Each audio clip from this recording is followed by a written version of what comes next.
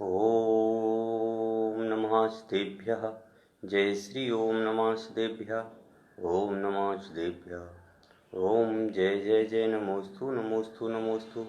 नमो अरिहंताणं नमो सिद्धाणं नमो आयरियाणं नमो वज्रायाणं नमो लोहिषवृषागुणं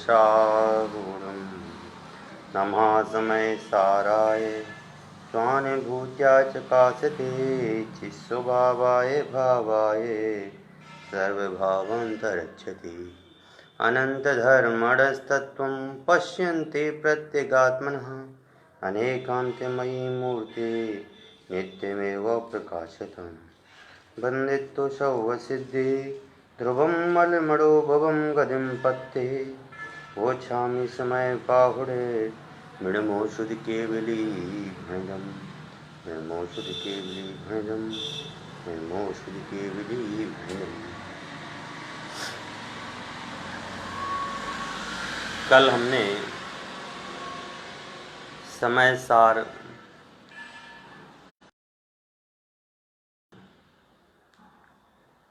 छठवीं गाथा की टीका व उसके भावार्थ को देखा था। आज हम इस महान ग्रंथाधिराज की जो आत्मख्याति टीका है उस आत्मख्याति टीका पर और तात्पर्य व्यक्ति टीका पर जो छोटे छोटे से प्रश्न बनते हैं उन प्रश्नों के माध्यम से स्वाध्याय की इस प्रवृत्ति को आगे बढ़ाएंगे। कल हमने देखा था ना अप्रमत्त है न प्रमत्त है, बस मैं तो एक ज्ञायक भाव हूँ और जो कैसा हूँ शुद्ध हूँ। गाथा पढ़ लेते हैं एक बार। णबिहोदी आपमत्तो णापमत्तो जाने गोदयो भावो एवं भणन्ति शुद्धम नादो जो सोदु सोचेवे न प्रमत्त हैं न प्रमत्त हैं, बस एक ज्ञाय के भाव हैं।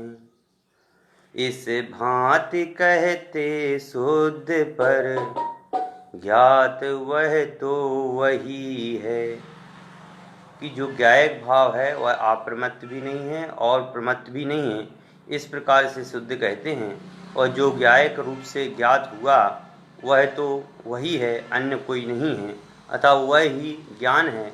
उस ज्ञान के अलावा और कोई दूसरी वस्तु नहीं है। इस प्रकार की जो बात है इस बात को एक उदाहरण के माध्यम से समझ करके अपन आगे की चर्चा प्रश्नोत्तर रूप में करेंगे। मैं आपको बताना चाहता हूँ कि जो ज्ञायक आत्मा है वह ज्ञायक आत्मा कभी अशुद्ध नहीं होता, कभी तीन काल में अशुद्ध नहीं होता। क्यों? क्योंकि यह आत्मा तो एक प्रकाश मात्र है। यह आत्मज्ञान जो है यह तो एक कुछ ना करने वाला है। आत्मा में तो एक केवल प्रकाश मात्र है। उस प्रकाश पुंज यानी ज्ञान ज्योति में जो भी चीज़ झलकती है वह झलकती है। जैसे एक उदाहरण पढ़ता हूँ और उस उदाहरण के माध्यम से फिर आगे के अपन टीका के प्रश्नोत्तर करेंगे। जैसे किसी घर में बाथरूम का गेट डाइनिंग हॉल में खुद से जाता हो और डाइनिंग हॉल में कोई व्यक्ति बैठ कर के भोजन कर रहा हो और जैसे ही उस बाथरूम की टॉयलेट की बाथरूम की गेट जैसी खुलता है, उस गेट को खुलते ही उसका प्रकाश जो है वह थाली पे पड़ता है। तो बताइए वह थाली पर जो प्रकाश पड़ा बाथरूम के गेट का प्रकाश मतलब बल्ब का, तो ये बताइए, क्या वो बल्ब का जो प्रकाश पड़ा उससे हमारा भोजन अशुद्ध हो गया कि नहीं हुआ? आप कहोगे प्रकाश पड़ने से कैसे अशुद्ध हो सकता है, प्रकाश तो अलग है, समझ गए ना, और भोजन जो है अलग है, प्रकाश में अशुद्धता आती नहीं है, क्योंकि अशुद्धि जो है प्रकाश में थोड़ी है। तो वैसे ही अशुद्धि जो है ज्ञान में नहीं है, अशुद्धि आत्मा में नहीं है, अशुद्धि तो पर में है। और जो पर को और अपने को जब एक मानने लगते हैं, ज्ञान और ज्ञेय जब पदार्थों को जब एक मानने लगते हैं, उसी समय पर ये दुख आकुलता प्राप्त होने लग जाती है, उसी समय हमारे लिए विषय वस्तु समझ में नहीं आने लगती है। तो वही बात को यहाँ पर मैं अब आपको अब प्रश्नोत्तर के माध्यम से आज चर्चा करेंगे। कल अपन ने गाथा पे बहुत सारी चर्चा की थी, टाइम से ऊपर पे चर्चा कर ली थी। आज तो केवल अपन को प्रश्न उत्तर और टीका पढ़ना है बस। पहला प्रश्न है, शुद्ध आत्मा कौन है? देखो, अपन ने अभी उदाहरण से चर्चा की और वही उदाहरण के माध्यम से अब यहाँ पर पूरी चर्चा घटित होगी, इसलिए मैंने वो उदाहरण दिया था आपको।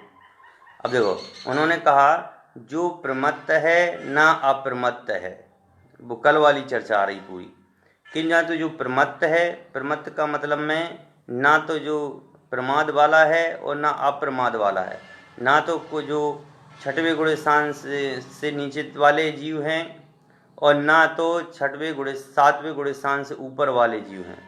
तो ना तो मैं प्रमत्त हूँ और ना ही मैं अप्रमत्त हूँ, एक ज्ञायक भाव को धारण करने वाला हूँ। मैं कहीं पर भी रहा, केवल एक ज्ञायक भाव को धारण किया। मैं नरक में गया, वहाँ पर ज्ञायक बना रहा, निगोद में गया, वहाँ पर भी ज्ञायक बना रहा। मैं कहीं भी किसी भी पर्याय में गया, वहाँ पर एक ज्ञायक मात्र भाव रहा। वह आत्मा शुद्ध आत्मा है। कह रहे वह जो आत्मा है वह आत्मा शुद्ध है, उसमें कहीं पर भी किसी भी रूप में अशुद्धि नाम की कोई चीज नहीं है। समझ गए ना? चाहे मैं यहाँ हूँ, चाहे मैं कहीं पर भी हूँ, मैं जहाँ पर हूँ मैं केवल शुद्ध हूँ।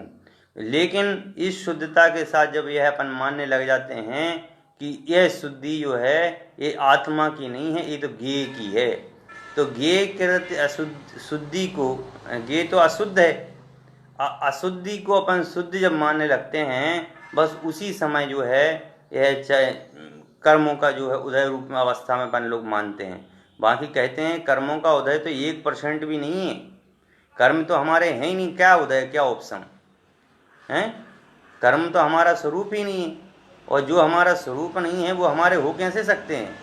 आत्मा का स्वरूप ही नहीं है कर्म इत्यादि पुद्गल पदार्थ। तो जब आत्मा के स्वरूप नहीं है भैया, तो ये आत्मा को अनुभव में कैसे आ सकते हैं? इसलिए तो कल जो चर्चा की थी अपन ने, कल इस बात पर अपन ने विशेष गौर से चर्चा की थी, और आज भी जो ही बात है कि ना तो मैं शुद्ध आत्मा कौन है, प्रश्न नंबर 1 कहा शुद्ध आत्मा कौन है, तो बात यही कही जो ना प्रमत्त हो ना अप्रमत्त हो, बस एक ज्ञायक भाव रूप जो होता है वह शुद्ध आत्मा है, उसके अलावा कोई दूसरा तीसरा शुद्ध आत्मा नहीं है। मतलब में जो ना तो शुभ भाव रूप हो, ना अशुभ भाव रूप हो, न कसाय रूप हो, नहीं समझ गए ना, न शरीर रूप हो, जो केवल एक ज्ञायक पने भाव रूप बस अनुभव में लेता है, वह आत्मा जो है शुद्ध है। इसकी दूसरी बात कही, दूसरा प्रश्न, यह शुद्ध आत्मा किस नए की अपेक्षा से है? प्रश्न पूछ रहे हैं, यह जो आत्मा की जो आप बात कर रहे हैं यह किस नए की अपेक्षा से है? कह रहे हैं शुद्ध दिव्यार्थिक नय की अपेक्षा से शुद्ध आत्मा का यह कथन है। तात्पर्य व्युत्पत्ति टीका में, तात्पर्य व्युत्पत्ति टीका में लिखा है, रवि हो दिया पमत्तो नापमत्तो, उसके जो अर्थ में उन्होंने लिखा है जयसेनाचार्य ने कि शुद्ध द्रव्यार्थिक नय से, जिसमें शुभ और अशुभ रूप प्रणमन करने का अभाव होने से, कि न तो जो शुभ रूप प्रणमन कर सकता है न जो अशुभ रूप प्रणमन कर सकता है, वह शुद्ध द्रव्यार्थिक नय से न प्रमत्त है न अप्रमत्त है। इसलिए यहाँ का शुद्ध द्रव्यार्थिक नय की अपेक्षा से शुद्ध आत्मा का यह कथन अर्थात संसारी जीवों में शुद्ध नय की अपेक्षा ज्ञायक भाव को शुद्ध कर रहा है, सर्वथा नहीं है। समझिए, केवल एक गायक भाव की अपेक्षा से कथन किया गया है, क्योंकि अपने यदि गायक पने की अपेक्षा से कथन करेंगे और यदि हम व्यवहार को नहीं लेंगे तो और दूसरे जो आचार्यों ने व्यवहार की चर्चा की है उस पर आक्षेप आएगा, और हमारा जो अनेकांतमय धर्म है यह अनेकांतमय धर्म व्यवहार निश्चय दोनों पक्षों को लेकर के चलता है। यह बात को भी विशेष ख्याल में रखना है। दोनों नयों की चर्चा है, लेकिन यहाँ जो है शुद्ध द्रव्यार्थिक नय की चाहिए, यहाँ ज्ञायक भाव की सर्वथा रूप में, सर्वथा का मतलब जब ज्ञायक पने की बात चले तो वहाँ सर्वथा ही लेना, समझ गए ना। और जब ज्ञायक पने की बात नहीं चले तो वहाँ पर जब बात आए, अब अंगली गाथा है उसमें तो और भी कह दिया कि भैया ज्ञान दर्शन चारित्र भी तुम्हारे नहीं है, ये तो व्यवहार से कहे गए हैं, समझ गए। पहली बार समय सार में इतने दिन के बाद में पहली बार व्यवहार शब्द का यूज किया जाएगा कल। तो यहाँ तो केवल निश्चय नय की बात है, वो भी शुद्ध द्रव्यार्थिक नय की अपेक्षा। शुद्ध द्रव्यार्थिक नय की चर्चा जब चलती है वहाँ पर कोई किसी प्रकार का कोई भी वो बात नहीं आती है कि सर्वथा नहीं है, कि ये नहीं है, कि वो नहीं है, समझ गए। वहाँ तो केवल एक ज्ञायक भाव की चर्चा होती है। फिर कहते हैं उस ज्ञायक की क्या विशेषता है। तीसरा प्रश्न है कि वो जो ज्ञायक भाव है उस ज्ञायक भाव की विशेषता क्या है, कि वह ज्ञायक भाव अपने आप से ही सिद्ध है, अर्थात किसी से उत्पन्न नहीं हुआ। सबसे पहली बात कही कि भाई जो ज्ञायक भाव कैसा है, कह रहे तो वह तो स्वयं सिद्ध है, वह किसी से उत्पन्न थोड़ी हुआ। ज्ञायक किसी से उत्पन्न थोड़ी होता है। आत्मा तो अविनाशी है, अखंड है। अपन ने कल चर्चा की थी कि भाई आत्मा को अनादि क्यों कहा। अनादि का मतलब ये कहा कि जिसका कोई आदि नहीं हो, जिसको कोई उत्पन्न करने वाला ही नहीं हो, वह अनादि है। तो आत्मा जो है वह अनादि है, तो अनादि है और वह स्वयं ही अपने ज्ञान रूप परिणमित है, उसे किसी की कोई की आवश्यकता पड़ती नहीं, समझ गए ना। शीशे के सामने जो भी वस्तु आएगी वह झलकेगी। अब ये थोड़ी कहेंगे शीशा ये मेरी झलकन है, समझे। शीशे के सामने कोई वस्तु आएगी तो शीशा उसको देख करके उसमें जो झलकन हो रही है उस झलकन में को अपना थोड़ी मानता है कि शीशा ये कहता है नहीं ये पंडित जी शीशे में दिख रहे हैं इसलिए पंडित जी मेरे हैं, इसमें ये वस्तु दिख रही है इसलिए वस्तु मेरी है। कभी शीशे ने बोला? कभी शीशा नहीं बोलता। इसलिए यहाँ पर बिल्कुल स्पष्ट बात कर दी कि ज्ञायक अपने आप से ही सिद्ध है। आत्मा में कोई भी किसी प्रकार की झलकन हो, चाहे वो राग रूप हो, चाहे द्वेष रूप हो, चाहे मोह रूप हो, किसी रूप में भी हो, तो वह किसी से उत्पन्न नहीं है। वह तो जो ज्ञायक है वह ज्ञायक जो है अपने आप से ही सिद्ध है, उसको किसी सिद्ध करने की आवश्यकता नहीं है कि ज्ञान उसमें ये आएगा इसलिए ऐसा होगा। अरे ज्ञायक को तो जानने का कारण ही तो ज्ञेय को जानने के कारण ही तो इसको ज्ञायक कहा है। बिना ज्ञेय के जाने ज्ञायक कैसे हो सकता है? ज्ञायक तो उसी को कहते हैं जो ज्ञेय को जानता है, समझ गए ना।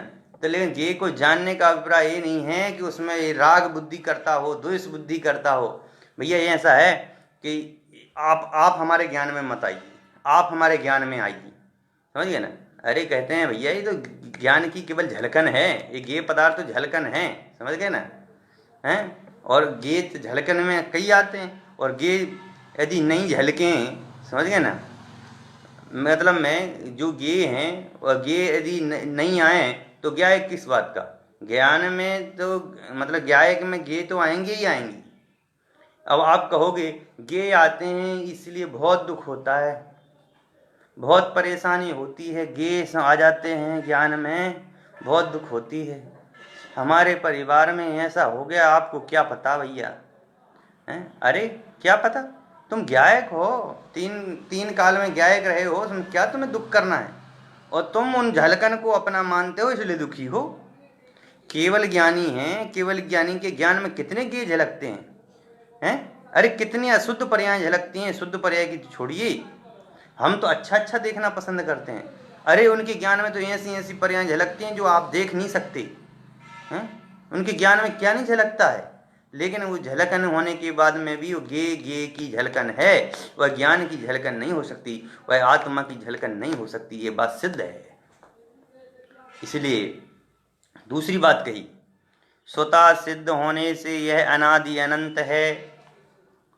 जब से आत्मा है तब से है और अनंत काल तक रहेगा। ज्ञायक कह रहे हैं ये अनंत काल से है, समझे ना। और स्वतः सिद्ध होने से अनंत है, आदि अनंत है, मतलब अन्य जिसका आदि है ना अंत है, इसलिए वो अनंत काल तक रहने वाला है। तीसरी बात कही कि नित्य उद्योत रूप है, उसका कभी विनाश नहीं होता। भाई जो खुद ही प्रकाशमान है उसको किसी दूसरे की प्रकाश की आवश्यकता नहीं है। विशद ज्योति रूप है अर्थात प्रकाशमान ज्ञान ज्योति रूप है, वो तो जो है खुद ही विशद ज्योति रूप है, उसे अन्य ज्योति की आवश्यकता नहीं है।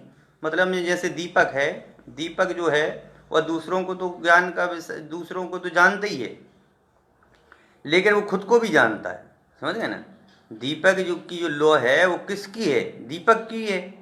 जो दीपक में जो लौ जल रही है वो किसकी है? जो वस्तुएं दिख रही हैं उनकी है? नहीं, जो दीपक में जो लौ जल रही है वह लौ जो है वह ज्ञान की है, मतलब ज्ञायक की है, समझ गए ना। अन्य किसी की वो लौ नहीं है। लौ जो जल रही है वो लौ तो खुद की है, अन्य की नहीं है। दीपक में देखो, दीपक अन्य पदार्थों को अपना विषय बनाए तो अन्य पदार्थ जो हैं झलक रहे हैं दीपक के प्रकाश में, तो क्या वो दीपक के हैं? नहीं है। तो ऐसे ही जो है सब कुछ, मैंने इसलिए आपको सबसे पहले सीधे को उदाहरण दे दिया था कि हर बात पर आपको ये बात को स्पष्ट रूप से रखना है कि अन्य वस्तु जो है वह किंचित मात्र भी मेरी नहीं है, एक ज्ञायक भाव ही मात्र मेरा है, बाकी के जितने भी पर पदार्थ हैं वो ज्ञेय के हैं, मेरे नहीं हैं। इसलिए इस बात को विशेष ख्याल रखने वाली बात थी और आपको इसमें विशेष ख्याल रखना है। तो अब आगे का प्रश्न करते हैं, इस ज्ञायक भाव से क्या कहा जा रहा है? क्या कहते हैं कि यह जो ज्ञायक भाव है, इस ज्ञायक भाव से क्या कहा जा रहा है? कह रहे हैं आत्मा ज्ञान स्वरूप पदार्थ है, उसका वह ज्ञान स्वभाव या चेतन स्वभाव त्रिकालिक है, अखंड है, समझ गए ना। ज्ञायक भाव से यहाँ पर यही लेना चाहते हैं कि जो ज्ञायक भाव है ये अखंड है, त्रिकाल है, समझ गए, और कभी विनष्ट नहीं होता। सूक्ष्म निगूढ़ जीव में भी वह नित्य उद्घाटित रहता है। इस ज्ञायक भाव का अभाव हो जाने पर जीव का अभाव हो जाएगा, समझ गए ना। इसलिए ज्ञायक भाव से क्या कहा जा रहा है कि ज्ञायक भाव जो है कभी खत्म होने वाला पदार्थ नहीं है। ज्ञायक जो है पदार्थ का मतलब ज्ञायक भाव जो है वह कभी नहीं नष्ट होने वाला, चाहे वो निगोद में हो, चाहे देव में हो, चाहे वो सिद्ध में हो, किसी भी अवस्था में हो, ज्ञायक भाव तो ज्ञायक में रहेगा ही। यदि ज्ञायक भाव नष्ट हो जाएगा, अभाव हो जाएगा, तो ज्ञायक भाव के अभाव में जीव का अभाव हो जाएगा। इसलिए ज्ञायक भाव तो जैसा है वो वैसा ही रहेगा। पांचवा प्रश्न यह है कि यह ज्ञायक भाव क्या सभी आत्माओं में है? थोड़ा स्पष्ट करें कि जो ये ज्ञायक भाव की आप बता रहे हैं, बात कर रहे हैं, क्या ये ज्ञायक भाव सभी में होता है क्या?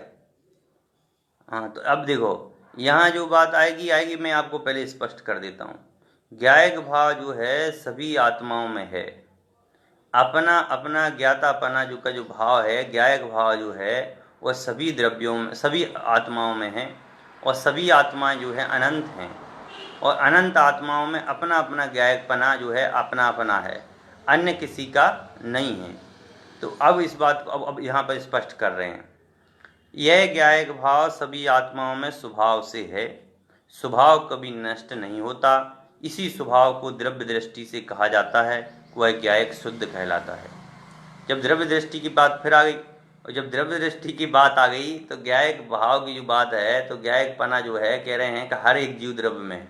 अजीव में तो ज्ञायक भाव होता नहीं, लेकिन हर जीव द्रव्य में ज्ञायक भाव होता है। और ज्ञायक भाव जो है शुद्ध द्रव्यार्थिक न्याय की दृष्टि से, शुद्ध द्रव्यार्थिक न्याय की दृष्टि से इसका मतलब यह है कि ना तो उसमें प्रमत्त होता है, ना उसमें अप्रमत्त होता है, ना उसमें शुभ भाव होते हैं, ना उसमें अशुभ भाव होते हैं। ये सब जो भाव हैं ये चारित्र मोहिनी के उदय, चारित्र मोहिनी जो कर्म हैं उसके उदय से होते हैं। तो चारित्र मोहिनी कर्म के उदय में जो आश्रव रूप, जो शुभ आश्रव, पाप आश्रव इत्यादि क्रियाएं होती हैं, ये सारी की सारी क्रियाएं जो बता रहे हैं वह ज्ञायक की नहीं है, समझ गए। ज्ञायक की क्रिया अपने अंदर में होती है, ज्ञायक में होती है, और ज्ञेय की क्रिया ज्ञेय में होती है। पर ये है कि ज्ञान में वह ज्ञेय आते हैं पर ज्ञान के होते नहीं हैं। ये बात बिल्कुल ध्यान में रखना। ज्ञान में ज्ञेय आते हैं पर वह ज्ञान के होते नहीं हैं। शीशे में झलकन होती है पर वो शीशे की नहीं है। समझ में आया ना बात? शीशे में जो चित्र दिखाई दे रहे हैं वह चित्र जो है शीशे के नहीं हैं, वह तो बाह्य के हैं। तो बाह्य के होने के कारण से बाह्य रूप हैं, आत्म शीशे में नहीं जाते। इसी प्रकार से ज्ञान जो ज्ञातापन जो ज्ञायक भाव है वह आत्मा का है, आत्मा में रहता है, आत्मा से बाहर नहीं जाता।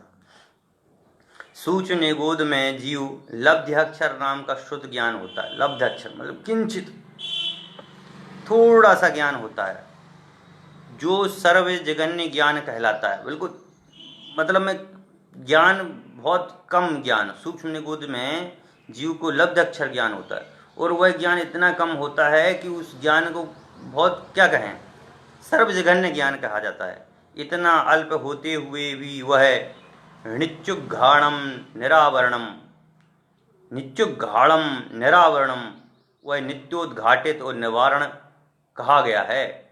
समझ गए ना? वहाँ पर भी वह ज्ञान जो है नित्य उद्घाटित अर्थात नित्य प्रकट रहने वाला, और निरावरण अर्थात इस ज्ञान पर कोई आवरण नहीं पड़ सकता। समझ गए? वो उदित रूप में रहता है, वह ज्ञान जो है उसको अनुभव में, उस ज्ञानपना जो है उसके रहता है, उस जीव के पूर्ण रूप से रहता है। ऐसा नहीं है कि जो उसका जो ज्ञायकपना है या जो ज्ञानपना है, अब ज्ञान तो बिल्कुल सूक्ष्म जघन्य ज्ञान कहा गया है। अब वो जो जघन्य ज्ञान है वह जघन्य ज्ञान तो भाई अब तो उसको तो प्रकटपना होता ही नहीं होगा, ऐसा नहीं है। कह रहे हैं कि उनका जो ज्ञान है नित्युघाणम निरावरणम, के सूक्ष्म निगोदिया जीव का जो सूक्ष्म ज्ञान है वह भी अपने स्वरूप को उद्घाटित करने वाला और निरावरण करने वाला ज्ञान है।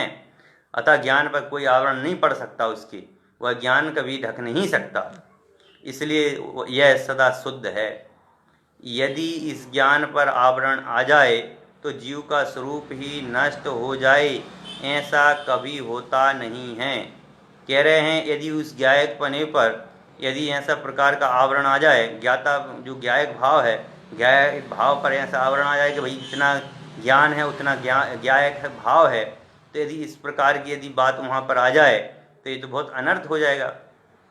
कह रहे हैं ऐसा नहीं होता, कभी नहीं हो सकता ऐसा। जीव का अस्तित्व कभी समाप्त नहीं होता है, इस ज्ञायक भाव पर कोई आवरण नहीं है, शुद्ध है। इसका तात्पर्य इसी लब्ध्याक्षर नामक शुद्ध ज्ञान से है। भाव श्रुत ज्ञान के जनागम में 20 भेद हैं। समझ गए ना? भाव श्रुत ज्ञान जो कहा है उसके जनागम में 20 भेद बताए हैं, जो कर्म के क्षयोपशम से उत्पन्न होते हैं। सर्वजगन्य ज्ञान यही सूक्ष्म निगोदी जीव का है। सूक्ष्म निगोदी जीव का जो ज्ञान है ये सर्वजघन्य ज्ञान है, इससे जघन्य किसी का नहीं है। आगे जैसे जैसे ज्ञान का क्षयोपशम बढ़ता है तो अक्षर, अक्षर के बाद समास, फिर पद, पद के बाद पद समास आदि के भेद से वह ज्ञान बढ़ता चला जाता है, और यह ज्ञायक भाव प्रमत्त अप्रमत्त अवस्था से रहित हो सिद्धों में पूर्ण प्रकट होता है। समझ गए? यह ज्ञायक भाव जो है कह रहे हैं सिद्धों में पूर्ण रूप से प्रकट होता है, क्योंकि वहाँ पर तो केवल एक अपने ज्ञायक के अलावा और किसी चीज़ को जानने की कोई आवश्यकता नहीं होती है। वो तो वहाँ पर तो केवल एक अपने आत्म स्वरूप को जानना ही मुख्य क्रिया है, और उसी को ही जानना पड़ता है। अब देखो यहाँ पर मेरे दिमाग से एक बात आई है, क्रिया। अभी यहाँ पर मैं थोड़ा सा बताऊँगा आपको क्रिया के बारे में। संसारी जीवों में शुद्ध नय की मुख्यता से या द्रव्य निरूपणा, द्रव्य के स्वभाव को कहने की अपेक्षा से यह शुभ अशुभ भावों से परिणमन नहीं करने वाला त्रिकाल शुद्ध है, कि यह आत्मा जो है यह शुभ अशुभ रूप भावों में परिणमित नहीं करता है। यह जो भाव हैं यह भाव भी उस ज्ञायक भाव में कभी प्रवेश नहीं करते हैं, तो ज्ञायक में प्रवेश ना होने से वह ज्ञायक के नहीं हैं, और ज्ञेय जो हैं ज्ञेय अपने में रहते हैं इसलिए ज्ञेय के हैं। ज्ञान ज्ञेय में नहीं होता और ज्ञेय ज्ञान रूप नहीं होता। यदि दोनों यदि एक मानता है, मैं कह रहा हूँ मानता है, ध्यान में रखना, यदि एक मानता है तो दुखी होता है, बाकी में दुखी नहीं होता है। हाँ, क्रिया की बात आई थी। अब मैं आपको एक बात बता दूं, देखो क्रिया में आनंद है कि आनंद में आनंद है, ये बात को भी थोड़ा समझ लीजिए। लोग बाग कहते हैं उपवास, देखो तो भैया मैं 10 दिन से उपवास कर रही हूँ, मैं तो बिल्कुल पानी नहीं पिया, मेरा तो गला बिल्कुल सूख गया है, ऐसा हो गया। अरे तो मैं कहता हूँ इसको गलत नहीं लेना कोई भी। मैं कह रहा हूँ आनंद में आनंद है कि क्रिया में आनंद है। यदि क्रिया में आनंद है तो आप उपवास जिंदगी भर रखिए, समझ गए ना। और भी चीज़ें हैं, आप जिंदगी भर करिए, क्रिया में आनंद है। कह रहे क्रिया में आनंद नहीं है, आनंद तो अपने में है, और जहाँ आनंद है वहीं आनंद है, समझ गए ना। जैसे किसी व्यक्ति की शादी हो रही हो, और किसी व्यक्ति की शादी हो रही हो, और शादी में क्या हो कि जो व्यक्ति है उस व्यक्ति की शादी में ढोल बज रहे हों, ढोल बज रहे हैं, बच्चे आनंद ले रहे हैं, समझ गए ना। उनको वहाँ किसी चीज़ से मतलब नहीं है, वहाँ तो जो ढोल बज रहा है वो ढोल को देख करके वो बड़ा आनंदित हो रहा है।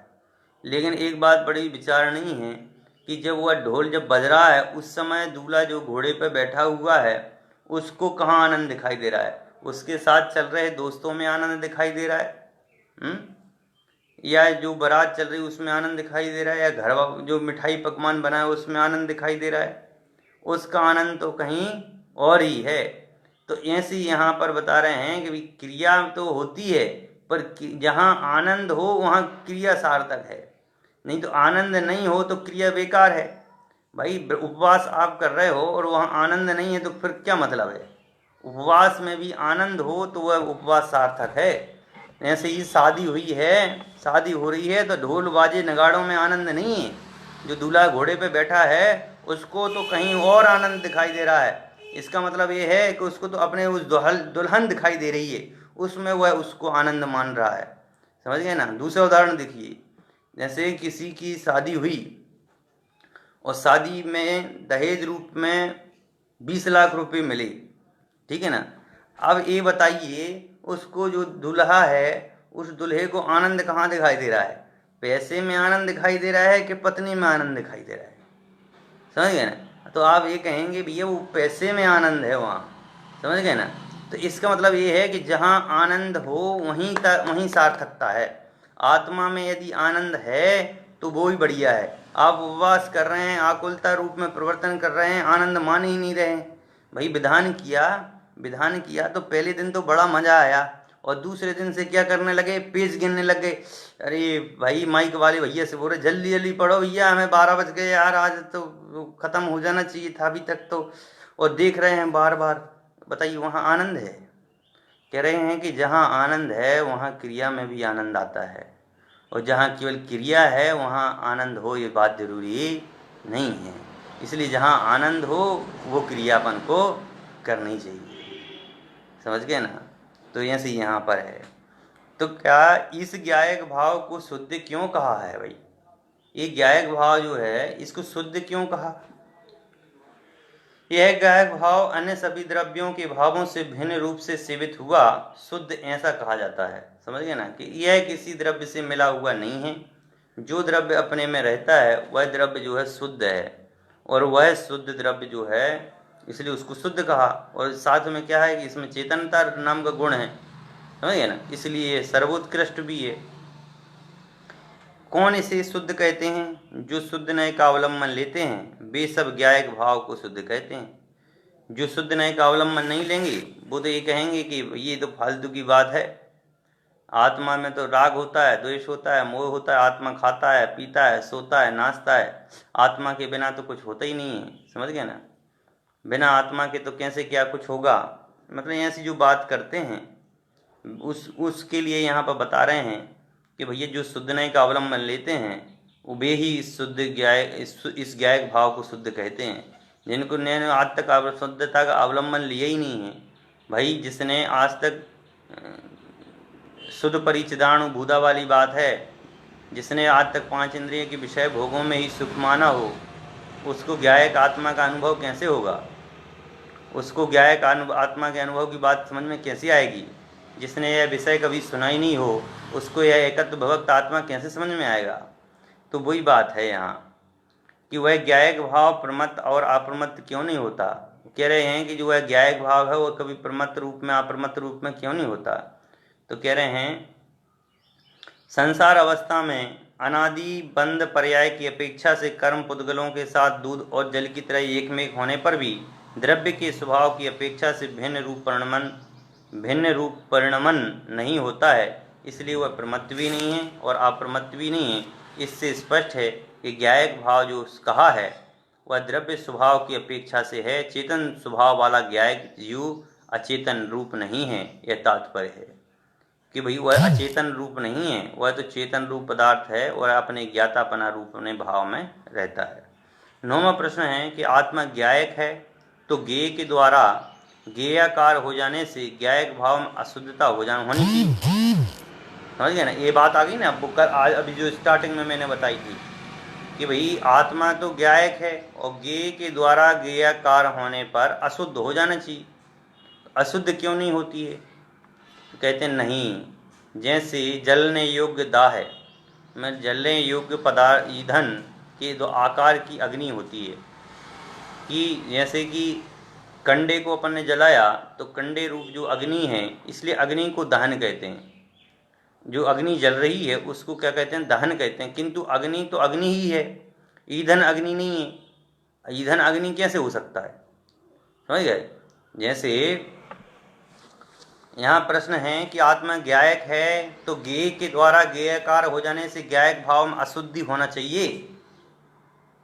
तो कह रहे हैं कि नहीं भैया, जैसे जलने योग्य दाह्य पदार्थ है, जलने योग्य दाह्य पदार्थ क्या है? कंडा है। कंडा कैसा होता है? गोल होता है। समझ गए ना? अब जो कंडा है वह जो जल रहा है, उस जलने को क्या कहा? अग्नि को क्या कहा? दहन कहते हैं। अब जो जलने वाला जो ईंधन है, जलने वाला जो ईंधन है, उस ईंधन में अशुद्धि हो सकती है, आग में तो अशुद्धि नहीं हो सकती ना। उसी प्रकार आत्मा तो ज्ञायक ही है, ज्ञेयाकार होने पर भी ज्ञायक भाव से द्वारा जाना जाता है, ज्ञेय रूप नहीं। भाई जो भी वस्तु है वह ज्ञान रूप ही जानी जा सकती है, ज्ञेय रूप नहीं जानी जा सकती। वह आत्मा रूप ही जानी जा सकती है और आत्मा रूप ही जानी जाती है, अन्य रूप वह नहीं जानी जा सकती है।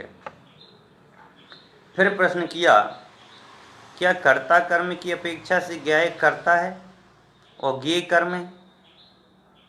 कर्ता कर्म की अपेक्षा से क्या ज्ञायक करता है और ज्ञेय कर्म है?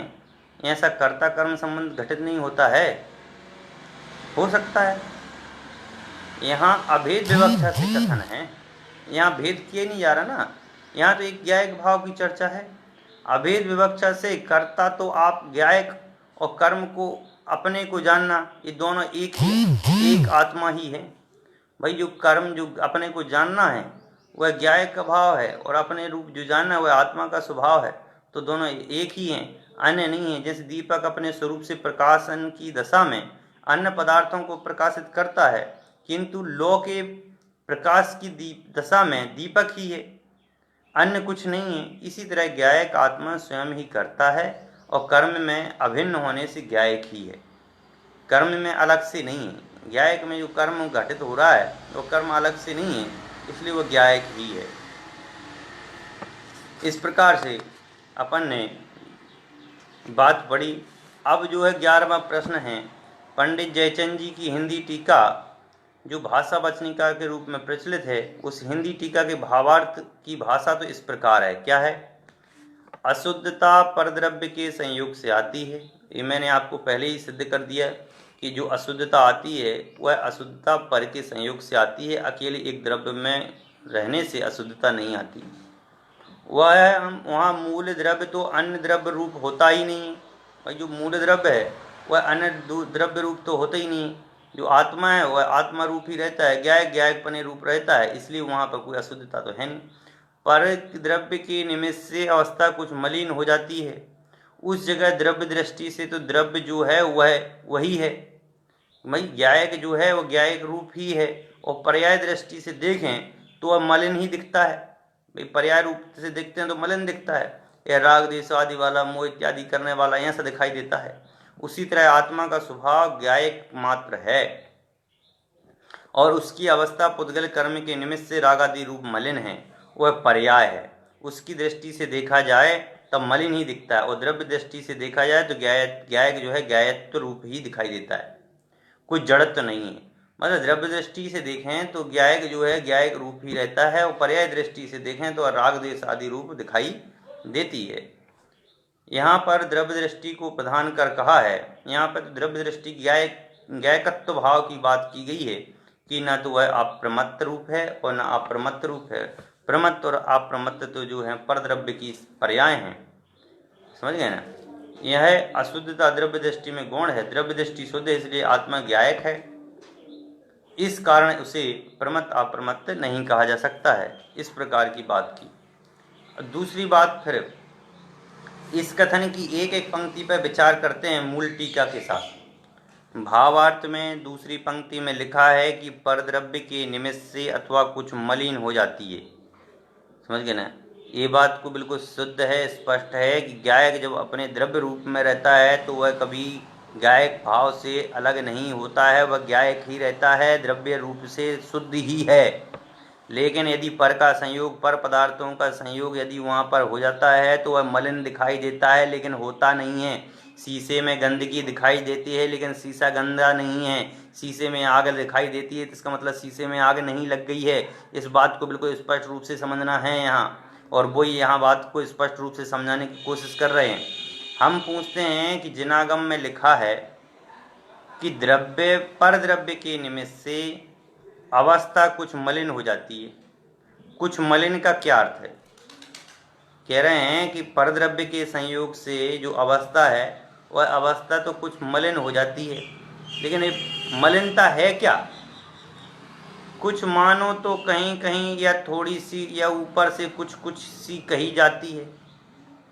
इस गाथा की संस्कृत टीका में लिखा है क्षीरोदक बद कर्म पुद्गल ही सममेकत्व में भी, अर्थात यह जो कर्म है यह दूध और पानी की तरह मिलने के बावजूद भी दूध पानी रूप नहीं होता और कर्म पानी दूध रूप नहीं होता। एक बात बिल्कुल स्पष्ट समझ लेना आप। इस दूध और पानी को भी मैं एक बार समझाने की कोशिश करता हूँ आपको।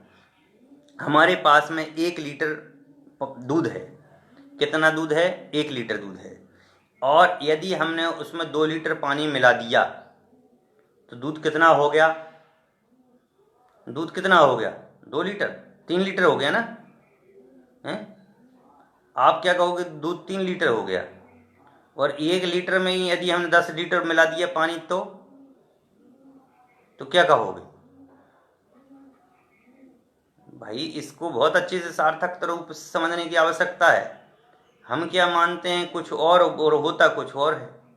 हमने कहा कि दूध और पानी की तरह अनादि से मिला होने पर भी वह भिन्न भिन्न है। हमने दूध में 1 लीटर दूध में यदि 2 लीटर पानी मिला दिया तो आपसे पूछा कितना दूध हो गया, तो आपने कहा 3 लीटर। और 1 लीटर दूध में यदि हमने 10 लीटर पानी मिला दिया तो आपने क्या कहा? 10 लीटर पानी हो गया। अभी तो आपने दूध बोला, फिर अब पानी हो गया। अरे भैया ये तो बात समझने की है। दूध तो 1 लीटर ही है, पानी है 2 लीटर। वह पानी पानी ही है, दूध दूध ही है। और मैं स्पष्ट करूं, दूध दूध जब है जब उसमें 100 ग्राम घी निकले। अब आप 10 लीटर पानी मिला लीजिए, उसमें 100 ग्राम घी निकलना चाहिए जब वह दूध है। और दूध जो है तभी सार्थक है जब उसमें घी निकले, और घी नहीं निकले तो दूध किस काम का? तो वही बात को यहाँ स्पष्ट कर रहे हैं भैया कि आत्मा दूध और पानी की तरह कर्म पुद्गलों के साथ एकत्व भेद पाने को प्राप्त है। जब दूध पानी की तरह आत्मा और कर्म का एकमिक संबंध हुआ है तो कुछ मलिन हो जाती है। यह कहना कैसे सिद्ध हुआ? क्या दूध में पानी कहीं मिलता है? कहीं नहीं मिलता। क्या ऐसा होता है? यदि ऐसा नहीं है तो आत्मा में कर्म का एक छितरा हुआ संश्लेष संबंध है। आत्मा और कर्म पुद्गलों का एकमिक बना हुआ है। ऐसी स्थिति में कुछ मलिन कहना सर्वथा आगम विरुद्ध है। बिल्कुल भी आप आत्मा को मलिन नहीं कह सकते हो। यदि आत्मा को आप मलिन कहते हो तो ये बिल्कुल गलत है भैया। एक छित्रा का संबंध है। एक छित्रा का संबंध का मतलब है अपन को दिखाई देता है एक छित्र, मतलब में आत्मा और कर्म मिले हुए, पर आत्मा और कर्म कभी मिलते ही नहीं है। दूध में कभी पानी मिलता ही नहीं है और पानी कभी दूध में मिलता नहीं। पानी पानी रूप रहता है, दूध दूध रूप रहता है। दूध में मिठास जो है वह शक्कर की होती है, दूध का मिठास अपनी होती है। समझ गए ना? इस बात को बिल्कुल क्लियरिटी से समझ जाओगे तो समझ लेना आपने समझ लिया। आगे कहते हैं उस जगह द्रव्य दृष्टि से तो द्रव्य जो है वही है। भाई द्रव्य दृष्टि से देखा जाए तो द्रव्य तो वही है, और पर्याय दृष्टि से देखा जाए तब वह मलिन ही दिखता है। यह भावार्थ की दिशा भी मूल टीका के अभिप्राय से बदल गई। पहली बात तो यह है कि द्रव्य दृष्टि और पर्याय दृष्टि इन शब्दों ने ही सबसे बड़ा अनर्थ किया। द्रव्य दृष्टि पर्याय दृष्टि का यह कथन होना यह सिद्ध करता है कि ये शब्द इसी गाथा टीका से निकले हैं। आचार्य अमरचंद्र ने कहा है कि संसार अवस्था मनादि अनादि बंधन पर्याय निरूपणिया और द्रव्य स्वभाव निरूपणिया टीका, इन दो वाक्यों से यह द्रव्य दृष्टि और पर्याय दृष्टि शब्दावली निकलती है। ऐसा प्रतीत होता है प्रथम वाक्यांश का अर्थ है संसार अवस्था में अनादि काल से चली आई बंधन पर्याय की निरूपणा की अपेक्षा से, और द्वितीय वाक्य का अर्थ है द्रव्य के स्वभाव के निरूपण की अपेक्षा से आचार्य के अभिप्राय में दो नयों की दृष्टि है। पहली अनादि काल से संसारी आत्मा में जो बंध की परिणति चली आ रही है उस अपेक्षा से, और आत्मा के स्वभाव को दिखाना, और दूसरे में आत्मा के द्रव्यगत स्वभाव को दिखाना मुख्य प्रयोजन रहा। मतलब यहाँ दो बातें हैं, दोनों चीज़ों को यहाँ दिखाना वो चाहते हैं कि एक तो वो अनादि से चली आई जो परंपरा है बंध की दृष्टि वो, और एक जो है बंधन से बिल्कुल भिन्न एकत्व की जो बात की गई वो। दोनों नए द्रव्यार्थिक नए हैं, दोनों ही अपेक्षाओं में द्रव्य के स्वभाव को दिखाने का प्रयोजन है।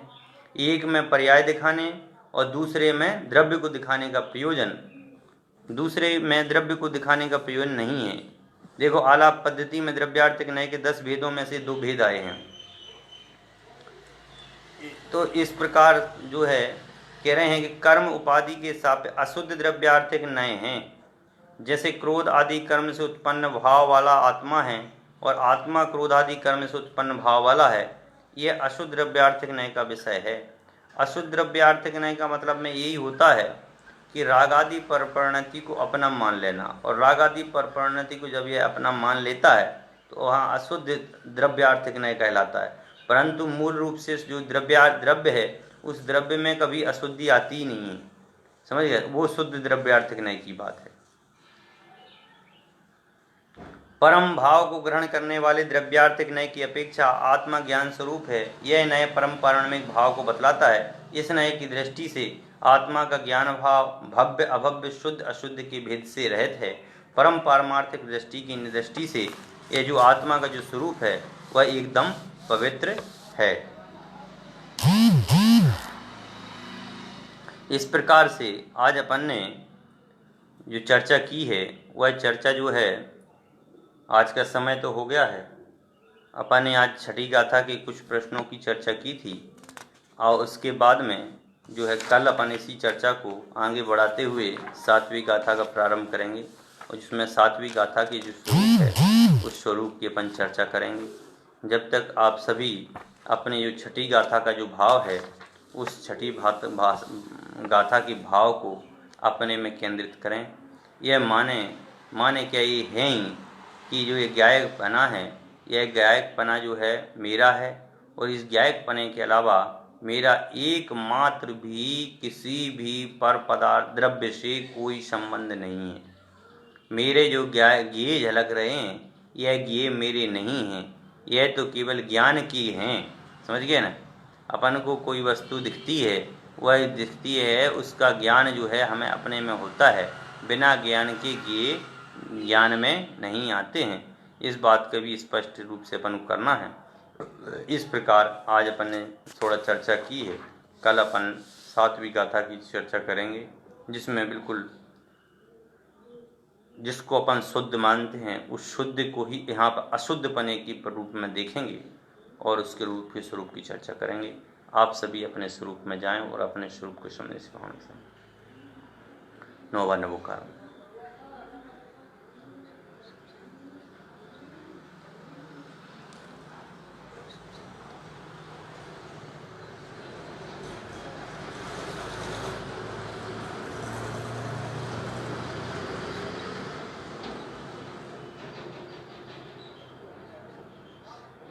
जय हो प्रभु, जय हो प्रभु, जय हो प्रभु। समस्त श्रोताओं को जय जिनेंद्र।